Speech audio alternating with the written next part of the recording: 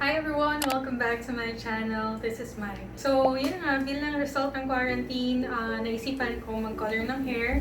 Tsaka bilang matagal na rin siyang ganito. And yeah, I wanna put a little bit of flavor. Wow! Medyo boring na siya. Ayoko rin naman ng sobrang makulay or sobrang vivid ng color. So, gusto ko lang yung medyo toned down pero may konting color. So, parang close to cellophane lang yung trip ko ngayon. So, I bought the Mise, tama ba yung pagkakabigkas ko? Mise en scène. Mise en scène.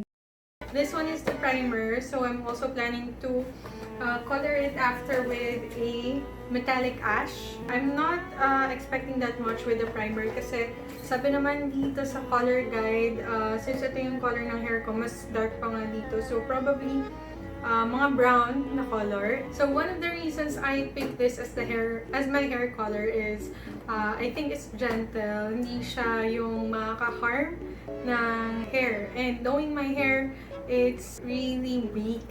So I have really thin hair. Tsaka na-experience ko na magpa-bleach noon, hindi nagustuhan ng scalp ko. So NANI?!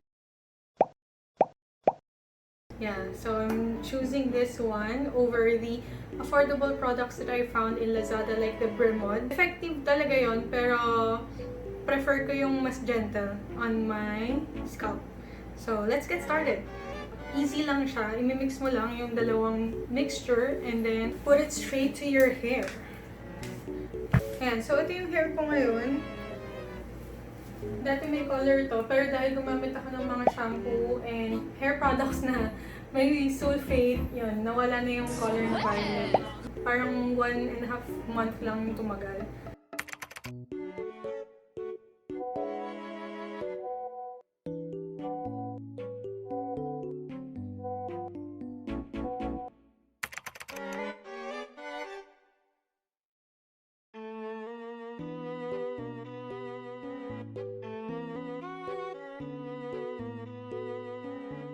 Okay, simulan na natin. So, first thing first. Wow, mali pa yung grammar ko. First things first. Lagyan na natin tong cake. Siyempre, tatali natin to. Iniisip ko mamaya para ito yung rarap ko sana. But you did this for what? Why not? So, hindi ko masyadong iipitan. Ganyan lang siya. So, meron na siyang foam color sa loob. Imimix lang natin ito. Tsaka ito.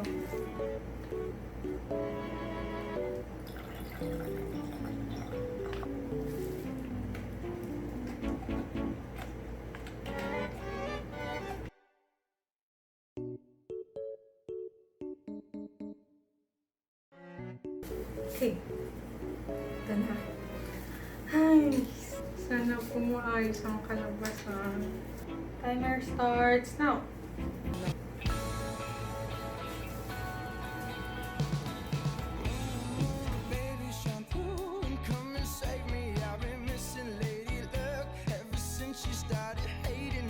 Dapat ko pinasa ko yung hair ko naman. Ayun.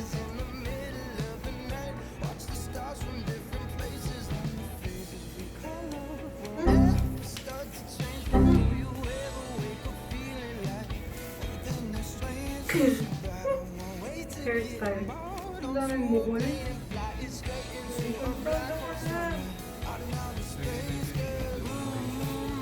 Exhibition. Oh, baka naman eh. Mas reason pag nag-exhibition. Pag-correct ko natin. Kainin na yan. Kailangan magkakulay to. Saka lahat ng sakto. Kaya yun yung mga kapit plastic. Nalagyan mo kagad. Walang pasabi. Ganito. That's like hydrogen peroxide. Ano talaga? Yung kila, ano, sino to? Dokson? You smell it. So you smell your hands. Hindi naman gano'n.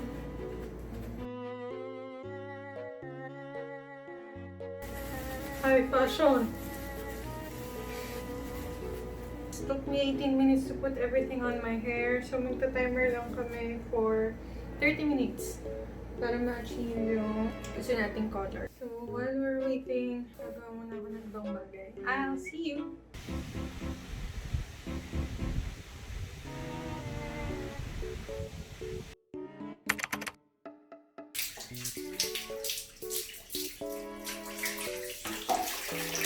So, this is after washing my hair. Evident enough na naging brownish naman na siya.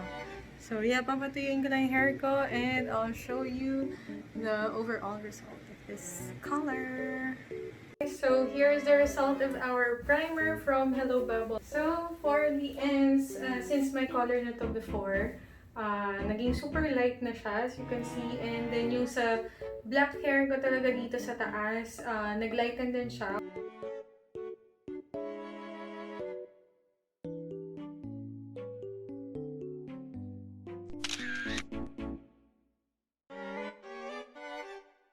I'd say madali lang siya, though challenging part lang yung paglagay talaga sa buong hair. Compared to the traditional bleach, easy lang talaga siya. Pero yun nga, don't expect too much na magiging ano talaga siya blonde. So I think if you want to achieve that yung blonde level talaga, you have to do it maybe thrice, I don't know, or with something else na mas malakas. I'm still happy with the result. Though, pansin ko medyo reddish brown yung kinalabasan. But anyhow, it's fine. So, I'm happy with the result overall. It's good. So, if you want to try it, you can find it in Lazada. I mean, in Shopee. So, Shopee ko pala ito binili. It cost around 350 each kasi discounted siya nung nakita ko. Let me know if you were able to try this and share your results in the comments down below. Thank you for watching! I'll see you on my next video when I do the metallic ash. Bye bye!